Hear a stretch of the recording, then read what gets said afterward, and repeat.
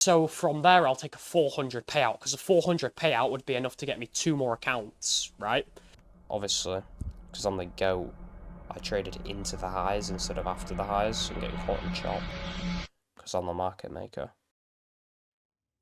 Hello everyone, it is day 40 of going all in on day trading until I'm profitable. Little recap of yesterday. So yesterday, no trade ended up getting taken, which leaves the account still at break even. To talk about yesterday, just really quickly, the reason there was no trade is because I was just too focused on a bullish bias. There were some nice shorts to take. Price action was really nice. I just wasn't looking at the right stuff. It happens. I'm not too annoyed. We're going to move on. And hopefully, well, not hopefully, we will trade properly today. And at the end of the day, the worst outcome you can have, well, not even the worst, but if you primarily look at trades as you either win, lose, or nothing happens, the worst outcome is a loss. So, hey, the balance stayed the same. It's not the worst outcome that could have come about from yesterday. So, going into today, I've already been to school. Again, I'm kind of doing these videos a bit later at the moment instead of earlier. Tomorrow will be nice and early on the bike, though. So, I've got a period 7 again, which means like an extension of school, like an hour after school. So I'll be trading in there, not trading at home. Luckily, period 5 and 6, which will be what I'm going back into school for now, I've got psychology and period 6, whereas when I kind of want to be checking the market out, which is quite nice how I only have to be looking at the charts for like literally the last 10 minutes of the, maybe 20 minutes of the school day, because it means, okay, I can get some content for YouTube, which being in school is always good content, and it doesn't, because, man, when I was trading London session, it's kind of weird reminiscing to when I traded London session, but it's also nice because I was just thinking like, bro, what the fuck did I even used to trade? Because I was thinking back to my spree of like a month of losing trades. It was like 10 losing trades in a row. And I was thinking like, what the hell was I doing to lose literally 10 trades in a row, like a full month of just losses and no wins for about 5 weeks. And I was thinking, yeah, my strategy, it definitely was a strategy issue as well as a psychology issue. And I was trying to do something that I hadn't even learned anywhere. Like, I was trading London session, and not that there's anything wrong with trading London session, because I know a lot of people are profitable with London session, but the strategy I learned was for New York session. And the difference between me going from Forex, like GBP, USD, and Euro USD, and GJ, compared to NASDAQ and ES, like, I genuinely feel like it just boosted my confidence, like, instantly, because I was like, it just instantly made me feel like a better trader, just because of how, like, everything I'd been learning was meant for NASDAQ. But, no, it's always interesting to see, like, look back on. That's why it's so important to journal, because sometimes, well, one of the reasons it's important to journal is because if you're feeling a little bit demotivated, you can just go back and go, damn, I've made improvements, okay. Maybe you haven't. And then in that case, then you need to lock the fuck in. But yeah, that's the best thing about this YouTube for me and why I started it. And why you guys should start your own YouTubes. Is because it's so cool looking back at videos from like 6-7 months ago. And just being like, wow, the way I speak about trading, my mindset behind trading, it's just so improved, and it's just cool to see, man. And especially if, like, these videos do take a while to record and edit, but especially if you just want to slap the camera on, slap a camera on your face for, like, literally 5 minutes a day. 5 minutes a day, and you 6 months down the line, a year down the line, even if you haven't blown up on YouTube, like, no, I'm not saying I've blown up, but even if you, why are my hands like that? Even if you haven't got a load of followers and it hasn't picked up traction at all, you'll still be able to look back at it yourself and be like, damn, that's cool seeing how I was 6 months ago, a year ago, compared to now. And yeah, that's kind of just a bit random and off topic. But yeah, before we go do some stretching, so today I'm going to be in school the whole time I'm trading. Same mentality as usual. And I'm 2 winning days from a payout, which if I get 2 winning days in a row, because one thing Matthew made me aware of, my mate, is when you take a payout, your trailing drawdown goes to 50,000, right? So my original plan was, okay, let's say I lose one and then win two, and then I can get a payout because I'll have 600 in my account, and then I can take a 300 payout. The problem is, if I take a 300 payout from 600 balance, I'm only going to have 2 trades of drawdown left. I'm going to have $300 of drawdown left in the account. Because when you take a payout, your trailing drawdown goes to 0. So that's why it's super useful to have like a community, which is why you should join the freaking Discord.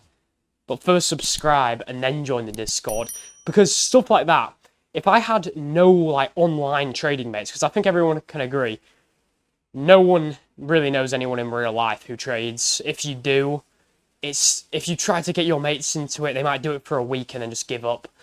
So having the online group is sick, and I probably wouldn't have realised that if it weren't for having people online to talk to. And I know a lot of other people find it useful. And I'm not trying to sell anything. It's completely free, right? I'll stop talking about that now. Link in description. But, so the new plan for the payouts is kind of. So if I get 2 winning days, right? Literally bang, bang. This is very unlikely. You guys might be watching this like, this guy, he needs to shut the fuck up. I've literally seen the title, he's taken a loss. Potentially that's what some people are thinking right now. In an optimistic viewpoint, because you guys watching the video already know if I've won or lost. So maybe I just sound like an idiot. If, from an optimistic viewpoint, I take a win-win, right now, today a win, tomorrow a win, then I will take a payout. I'll be on an account balance of roughly $1,000. So from there, I'll take a 400 payout, because a 400 payout would be enough to get me 2 more accounts, right? But if not, yeah, really, I think I don't want to take payouts and put the account in any less than 600 buffer. Because with 600 buffer, I can start risking $150, and that can be 4 losing trades of buffer. So that's the plan. I want minimum $1,000 before I take a payout. So could happen if I do a win-win. Maybe I'm being an idiot. You guys already know from the title or the intro, whether I'm an idiot or not, I don't know. But anyway, I'll get into some stretching, because to be fair, I'm in a bit of a... What time is it? Oh shit, I've almost got to go to school. Alright, so, got to be a little bit speedy, because, you know, I literally have to set off school in about 5 minutes. So, it's going to be a quick little stretch, pretty rushed. But, going back to what I was talking about on the bike, one issue I made, and I'm genuinely not trying to shit on any broker, because I'm not shitting on any broker. If anything, this is probably a good thing for me right now. I'm just letting you guys know. I picked TradeAvate. So for those of you who don't know, I use TopStep for the prop firm, but the broker I use, I think you only get 2 options. You get like 4, but the main ones are TradeAvate or TopStep X. I looking back, should have picked Top Step X instead of Tradeovate. Now, at first, I was like, oh, Tradeovate crashed on me. That they're such a shit platform. But also, Top Step X, they also had that issue once, so it would have been like, like, okay, fine. Every software kind of has their own issues. Oh, these are fucking tight from yesterday. The main reason I wish I picked Top Step X is basically when I first got on my account, I saw they had a rule it's called like a scaling plan, is it? And you can only trade up to 2 contracts. So I was like, oh right, that must just mean for minis. I must be able to do like 10 on micros. And then I realized quickly when I was in the trade, I was trying to put like 8 micros in a position, and I couldn't put 8 micros in a position. So I had to go with 2, and I was like, well, fuck.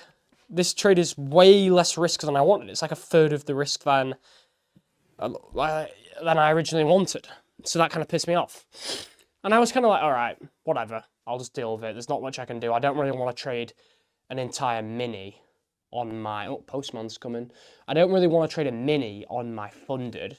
Because if I trade a mini, my stop loss is going to be like 800 risk or some shit like that. Like 800 to 1,200, which... Oh, Postman's here. Oh, okay, it didn't knock on the door.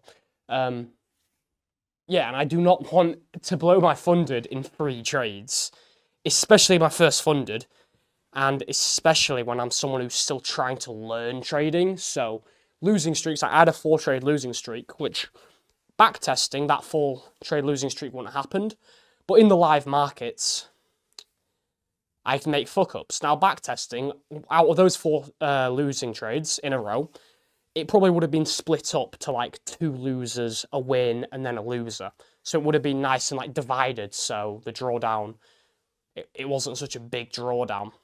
But for me, that's why I can't trade minis, or I won't trade minis.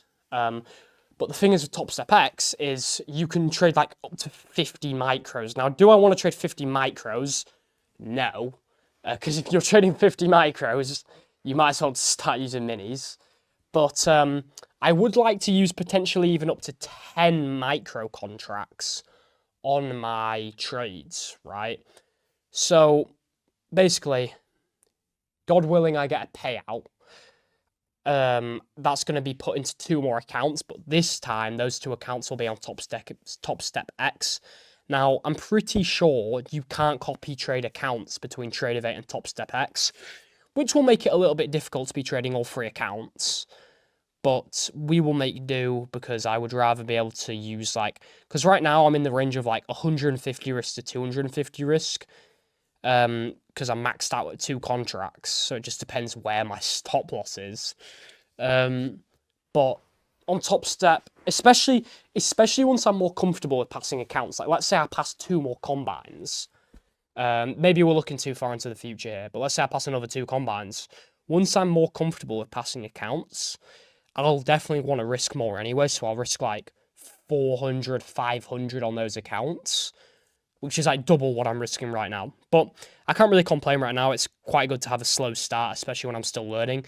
Because imagine if I was risking 500 on these accounts. I would have blown the fucking account by now. So I do have to be grateful that I actually haven't been able to risk a shit ton. But yeah, we didn't actually get much stretching done, but it was a good talk. I was just telling you guys what I was thinking. So I'm going to go into school now. Hopefully I'm not late. And yeah, we will get into the football. We'll see if we trade. What am I on about?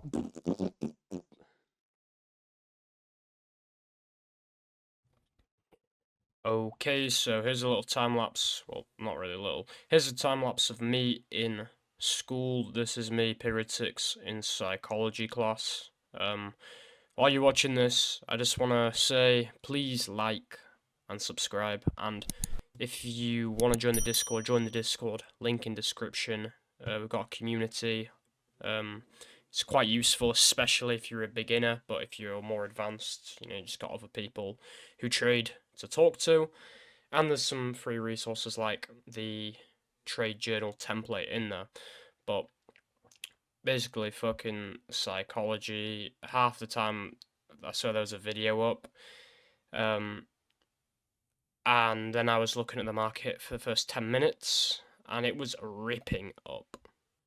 And here, in this time lapse, you can see I have had a move of classrooms, so this is period 7, it's after school, I gotta go to it, so I was doing a bit of work, that shit's kind of cut out, but the main thing is, the trade was taken. Unfortunately, I could have traded a mini today, but 2 micros, boom, I did target a little bit higher of a risk to reward than I usually do, but it was a super obvious draw. Shit ended up hitting, and I'm looking over all the peasants in the classroom. Nah, I'm joking, that's rude as fuck. Nah, but you feel like you're him when you hit a trade like that. Like, you just know what's going on. You know what's going on. But, yep. End time lapse. Alright, guys. So, post market analysis. Right now, it's literally 11 o'clock. It's longer than 11 o'clock. I'm up quite late because me and the editor, Stetson, were discussing new thumbnails, trying to make the videos better, but we're going to get into pre-market analysis. The reason I hadn't done this earlier is because my hay fever, which is allergies like to pollen, it had my nose like dripping and my eyes there was just snot and tears running all down my face. It was disgusting. So I was like, okay, I'll go to the gym and then I'll do it after, but I didn't expect for it to be this late. So we'll just hop into the post-market analysis. Going on to the daily, we had the draw into here, so my bias was bullish on the daily finally, because usually the daily had been an absolute chop fest, as you can see. On the 4 hour, we had this new week opening up, kind of same on the daily, but I'm going to use the 4 hour liquidity confluence, and on the 4 hour, once we draw into here, there's no fair value gap here. There's no bearish fair value gap. There's no liquidity until this key high, previous day high. So logically on the 4 hour, I'm expecting a draw to here. Now the 1 hour, wait a minute, could say different. It didn't. As you can see, the 9 a.m. candle absolutely shit on all of this liquidity that could have made price kind of turn around and go, I'm going to go down. Shit on. Hard close, disrespected all of that. Now I'm like, right, we even inversed the gap, even though this gap here had been rebalanced already. Inversion of that. And now even on the 1 hour, for me, my only logical draw is to come to here. Obviously that ended up happening, and as you can see, once we ended up taking out that draw, price became a lot choppier. So that basically means I'm the market maker. You can see how smooth it is coming into the draw. Once we take out that high, yes, we keep going up. Yes, we keep going up. But it's so much choppier. And I know a lot of people will have been getting stopped out in longs. A lot of people taking shorts, which is retarded. Imagine taking a short today. Imagine this, right? Just hold on. The Nasdaq moves up fucking over 300 ticks. Over 300 ticks in the last hour. You're unprofitable. Well, like me, but you're super unprofitable. Like, you're blowing accounts on the daily. You see this inversion of, so we had about a 350 point move up. You see one candle, that's the wrong tool.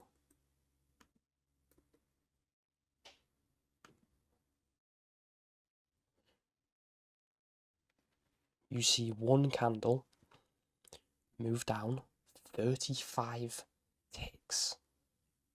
35. And you go, yeah, I'm going to decide to short. What goes through your brain? Like, genuinely, what is going through your brain if you shorted any of this? You're a monkey. You're genuinely a monkey if you shorted this. Because this, on paper, is part of my setup. But you have to use the context. Okay, fine, we took out the high. But what is price doing right now? We're fucking steamrolling up. The 15-minute is still got imbalances left, right, and fucking centre. The SMT, people going, oh, there's a massive SMT on Hive. No, there isn't. It hasn't been fucking, the candle hasn't closed yet, you fucking idiot. Okay? Okay, so don't start. If any of you shorted today, you should be disappointed. And I would be disappointed if I took a short like that. If you took longs and got stopped out, okay, you weren't smoking crack, but just let that be a lesson if you took shorts, because you shouldn't be taking shorts just because you see one fucking candle inverse.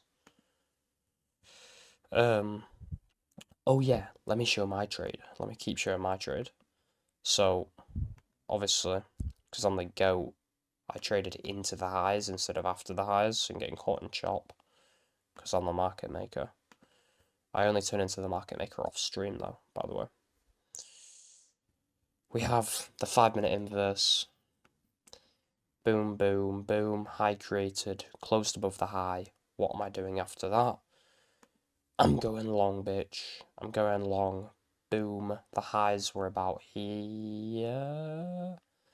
I hit a 1 to 3, which was unusual for me, but I was so confident we were going to come into these highs that I was like, fuck it. Fuck it. 1 to 3, bitch. Because I was just so confident we were heading to those highs. So yeah. Obviously, could have, should have, would have risked a bit more. That's the issue of being on Trader V. I can't really risk that much more. But if I win the trade tomorrow, God willing, then I will be able to take a payout of like $300, which I can use to buy some Top Step X accounts with Top Step. So that's it for this video. Thank you guys for watching.